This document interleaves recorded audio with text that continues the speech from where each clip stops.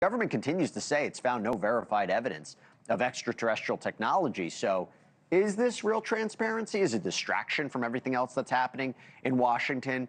Is this the greatest movie marketing campaign of all time? I want to bring in our all-star UFO panel to break it down. Avi Loeb, astrophysicist, Harvard professor, one of the world's leading voices on the scientific search for extraterrestrial life. Jordan Flowers, the executive director of the Disclosure Foundation, an organization advocating for greater government transparency on UAPs. And Sarah Gam is a former intelligence analyst with a background in physics, who is part of the Department of Defense's UAP task force. Great to have you all here. Sarah, I just mentioned it. You were an analyst there. How do the files, how do what we saw today compare to what you've seen? I mean, are we getting the whole picture? No, definitely not yet. The whole picture is far from being released, but I think it's a good progress on chipping away a little bit more. Okay, but just let me follow up on that. What do you make of this? I mean, the idea that you're seeing the orbs, and Avi, I'm gonna come to you also, but you see the orbs, and then these reports of GPS disruption and the gamma radiation. How should we be thinking about that? I think it's amazing what has been released, and that is also what we've been hearing for a long time now. Right. I know on the task force days there was a lot of reports of power outages at places, at military bases, and elsewhere across the world. So none of this is a surprise to me, and I will remain hopeful that we will get more and more data. Avi, this is a big day for you. Not only the release, you also saw Disclosure Day. It's almost like your birthday, but you got to tell me, you're looking at these objects, the orbs. I don't know what to make of it. Do you have an answer? Well, I must say, I just saw indeed the movie that Steven Spielberg made up out of his artistic taste and imagination. But reality is far more imaginative than scriptwriters in Hollywood. And what we read in the release today is quite intriguing. And my main concern, frankly, is that perhaps we're dealing with very sophisticated Chinese drones that are being deposited throughout the US, and we just don't recognize that. And I think that should be a very serious concern within the intelligence agencies. But Avi, what makes you say that? What's about the way they're moving and separating? Why do you think it could be a Chinese drone? Well, we are looking at orbs, and the simplest interpretation is that there might be drones that are, for example, releasing baby drones out of them, smaller ones. I'm not sure how feasible that is. Now, the All-Domain Anomaly Resolution Office, led by John Kozlowski, looked into the report from 2023, and in fact, analyzed it in great detail, and he wrote a full memo about it in this release from a week ago, from the 5th of June. And he says that 40% of the phenomena cannot be explained based on what they know, based on technologies the US possesses, and the technologies that foreign adversaries possess. So I must say it's very puzzling. The best way forward would be to get more data and figure it out. I mean, it's like a detective story. Right, it definitely is. Jordan, this is the part that I took away from the whole day.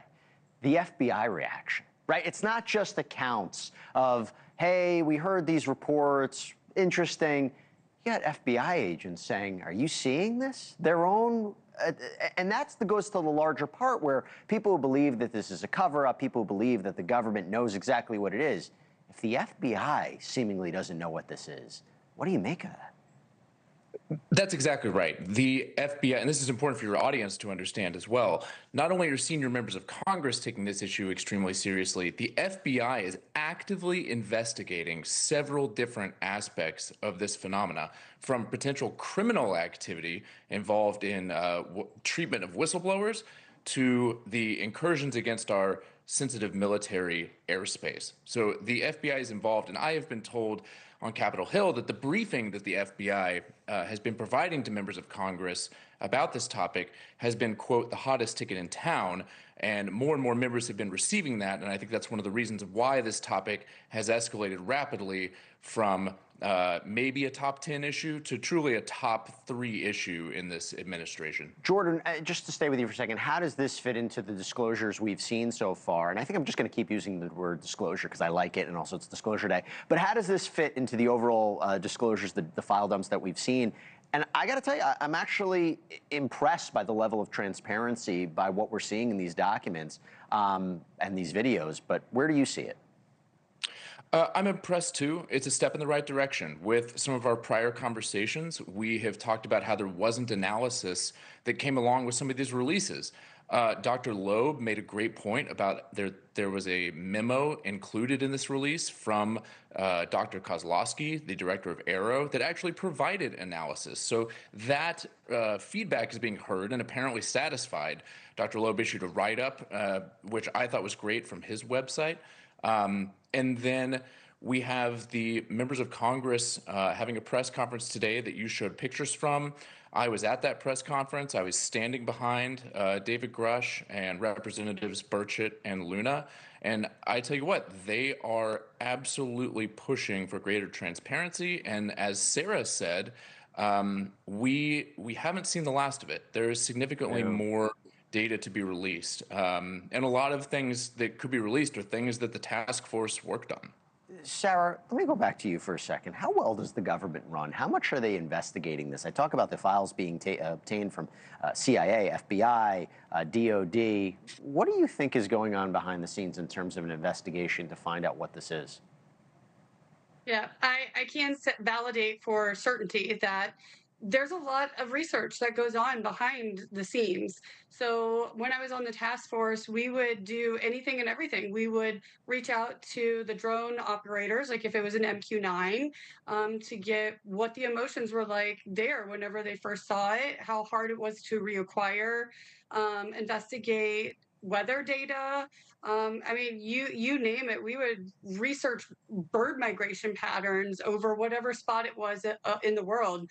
So there is a lot of research that does go on behind the scenes, and I know a lot of people don't always agree with how AARO operates, but I can say that there's some really good analysts that are working under AARO right now, and they are doing, I'd say, be above and beyond what the task force did, because that's their full-time job. Like when I was on the task force, I supported it from NGA, so I wasn't on the official senior level panel, but there was it was volunteer basis.